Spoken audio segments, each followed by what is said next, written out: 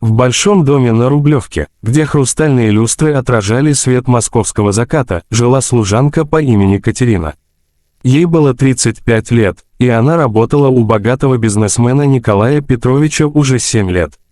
За эти годы она стала не просто работницей в доме, она стала частью семьи.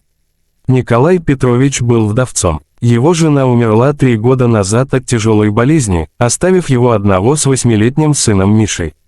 После этой утраты мужчина замкнулся в себе, посвятив все время работе и заботе о сыне. Катерина видела его боль, она понимала, как трудно ему было справляться с потерей. Катерина пришла в их дом сразу после смерти хозяйки. Тогда Миша был совсем маленьким, и ему так не хватало материнской заботы. Служанка взяла на себя эту роль, не по обязанности, а по велению сердца. Она читала мальчику сказки на ночь, помогала с уроками, утешала, когда ему было грустно. «Катя», часто говорил ей Миша, «ты же не уйдешь от нас, правда?» И она всегда отвечала с теплотой в голосе: «Конечно нет, мой дорогой. Я буду рядом, пока я вам нужна». Николай Петрович ценил Катерину не только как работницу, но и как человека.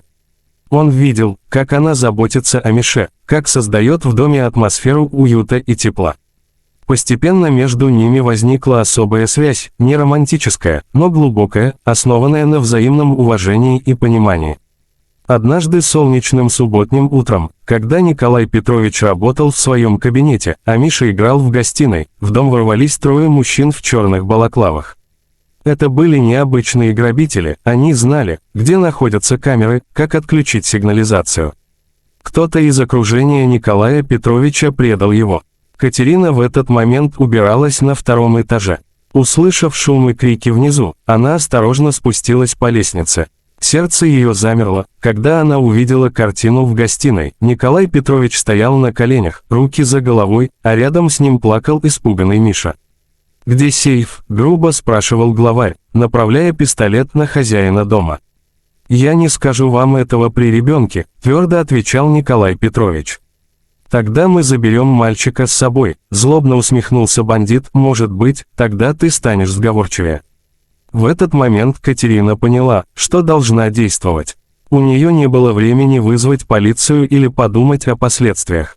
Инстинкт защитить тех, кого она считала своей семьей, был сильнее страха.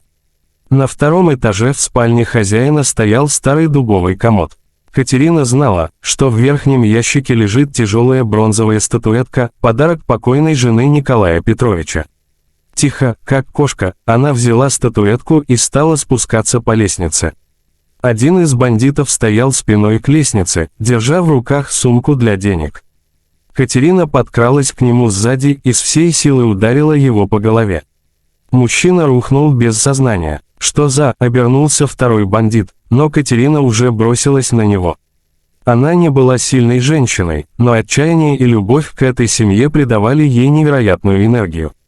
Завязалась борьба. Катерина пыталась отнять у него пистолет, получая удары и синяки. В этот момент Николай Петрович, воспользовавшись суматохой, накинулся на главаря. Миша, следуя инструкциям, которые Катерина когда-то ему дала на случай опасности, бежал к телефону вызывать полицию. Схватка длилась несколько минут, которые казались вечностью. Катерина получила удар в лицо и упала, но тут же поднялась. Она не могла позволить, чтобы с ее семьей что-то случилось. В конце концов им удалось обезвредить нападавших. Николай Петрович связал их, а Катерина обняла дрожащего от страха Мишу, успокаивая его тихими словами. Когда приехала полиция, Катерина сидела на диване, прижимая к себе мальчика.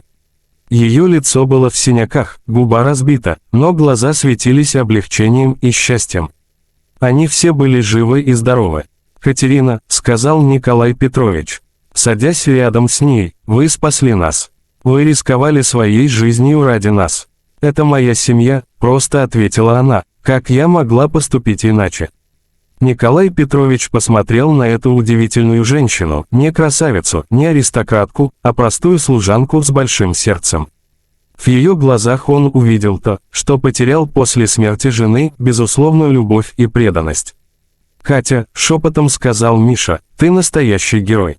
Она улыбнулась сквозь слезы. Нет, мой дорогой, герои – это те, кто защищает тех, кого любят. А я просто люблю вас. После этого случая многое изменилось в доме на Рублевке. Николай Петрович понял, что настоящая семья – это не обязательно кровное родство. Это люди, которые готовы пожертвовать всем ради друг друга. Он предложил Катерине стать не просто служанкой, а управляющей домом, с соответствующей зарплатой и положением. Но самое важное, он предложил ей официально стать опекуном Миши, если с ним что-то случится. «Вы уже давно его вторая мама», — сказал он, — «пусть это будет оформлено официально». Катерина плакала от счастья. Она никогда не была замужем, у нее не было своих детей, но судьба подарила ей семью самым неожиданным образом. Прошли годы. Миша вырос, поступил в университет, но всегда помнил ту женщину, которая рисковала жизнью ради него. Он называл ее не Катериной, а просто мамой, второй мамой, которая появилась в его жизни, когда он больше всего нуждался в материнской любви. Николай Петрович так и не женился снова. Он говорил, что у него есть семья, Катерина и Миша, и этого ему достаточно для счастья.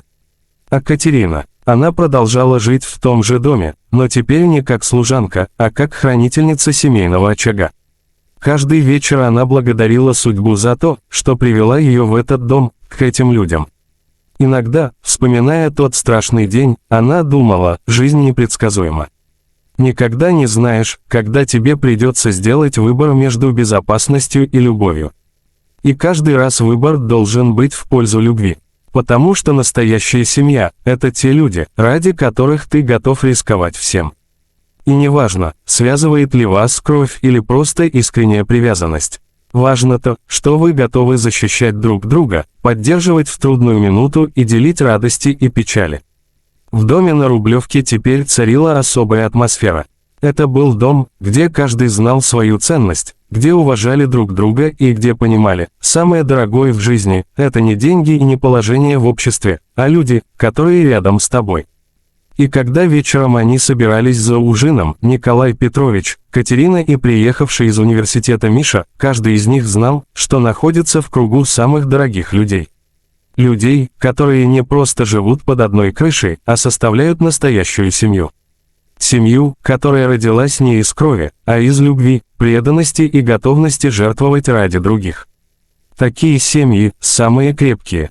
Потому что они строятся не на обязательствах, а на выборе каждый день быть рядом и заботиться друг о друге. И в этом доме каждый день был наполнен благодарностью за то чудо, которое называется семьей.